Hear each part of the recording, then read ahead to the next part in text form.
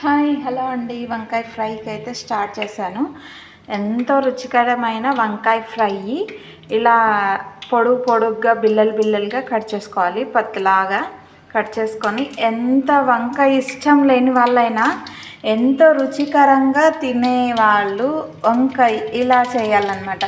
ఇలా చేస్తే వంకాయ ఫ్రై ఇలా ఫ్రైకి ఇలా చిన్న ముక్కలుగా ఇలా జంపుగా కట్ చేసుకుంటే ఎంత వంకాయ ఇష్టం లేని వాళ్ళు కూడా చిప్స్ లాగా ఎంతో ఇష్టంగా తింటారనమాట.